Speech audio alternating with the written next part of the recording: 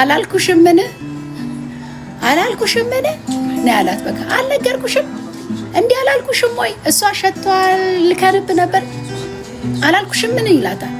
በደና ቀን ያወራት ቃል አለ፣ በመልካም ቀን ሰላም በሆነ ቀን ቃሉን ቁጭ ብሎ መስማት በሚችሉበት ቀን የተነገረ ቃል አለ። መከራን የቀደመ ቃል አለ ማለት ነው። እዛ ቤት መከራን የቀደመ እና በጣም እኔ እኮ እግዚአብሔር ይገርመኛል በእውነት ዋው።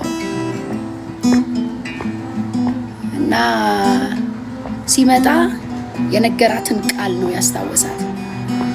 የነገራትን ቃል አላልኩሽም ምን እንዴ አላልኩሽም ምን አይ ሸቷል አላልኩሽም ምን 4 ቀን ሆኖታል አላልኩሽም።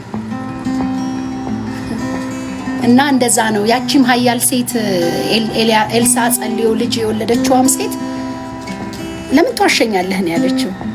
እግዚአብሔር የዛሬ ዓመት እንዲህ ያደርግልሻል። ከዛ ሞት መጣ ማለት ነው። ስለዚህ አሁን ሬሳው ጋር እንታገል የሞተው ጋር እንታገል ወይስ ምንድነው? ቃል ነው ወይ? እንደ ቃሉ ለተቀበልነው ነገር ቃሉን ይዘን ነው በእግዚአብሔር ፊት የምንቀርበው። እንደ ቃሉ ለተቀበልነው ነገር እቺ ሴት እንደ እግዚአብሔር ቃል የተቀበለችው ልጅ ወሰደች፣ ሬሳውን አጋደመችው ኤልሳ በሚያድርበት ሰገነት ላይ። ከዛ በኋላ እየሮጠች ሄደች። ሌላ ሳታወራ ሰላም ነው እያለች እዛ ደረሰች። ለምን ዋሻኸኝ? ሰላም እኮ ነበርኩ፣ ያለ ልጅም ደህና ነበርኩኝ። ልጅ ባይኖረኝም እኮ ደስ ብሎኝ የምኖር ሴት ነበርኩኝ። ለምን ዋሻኸኝ? የመጣ ቃል አለ። ስለዚህ ሁሌ ኃይል ይሆንልናል ማለት ነው። ጌታ ተናግሮ ከዛ በኋላ በህይወታችን ላይ የሆነ ነገር ተከስቶ ማለት ሆኖልን ከዛ ደግሞ የሆነ ነገር ኔጌቲቭ የሆነ አደጋ ነገር ሲገጥመን ማለት ነው እግዚአብሔር ምን ብሏል በዚህ ጉዳይ ላይ የሚለው ነገር ጋር መምጣት ያለብን። እግዚአብሔር ምን ብሏል? ምን አለ ጌታ?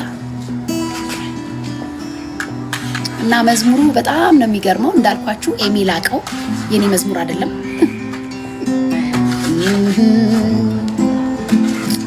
ፈርቼ ታሞ ነገሬ ላኩብህና ቶሎ ብዬ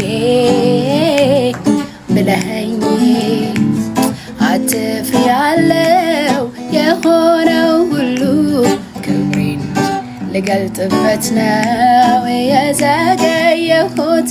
ክብሬን ላሳይበት ነው የዘገየሁት። ክብሬን ልገልጥበት ነው የዘገየሁት። ክብሬን ላሳይበት ነው። ፈርቼ ታሞ ነገሬ ላኩብህ ና ቶሎ ብዬ ብለኸኝ አትፍሪ ያለው የሆነው ሁሉ ክብሬን ልገልጥበት ነው የዘገየሁት። ክብሬን ላሳይበት ነው። እንዲህ ብለኸኝ እንዲህ ሰምቼ ቢሞትም ቢሞት ታስነሳዋለህ አልቀብረውም ፈርቼ። ተናግረኸኛል ሰምቼሃለሁ እንዴት ነው ሲሉኝ እያልኩ ደህና ነው ጠብቅሃለሁ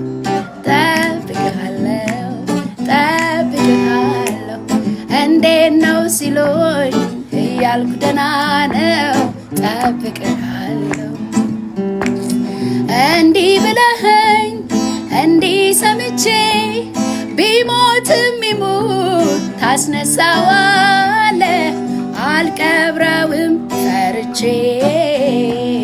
ተናግረኸኛል ሰምቼሃለሁ እንዴት ነው ሲሉኝ እያልኩ ደህና ነው ጠብቅሃለሁ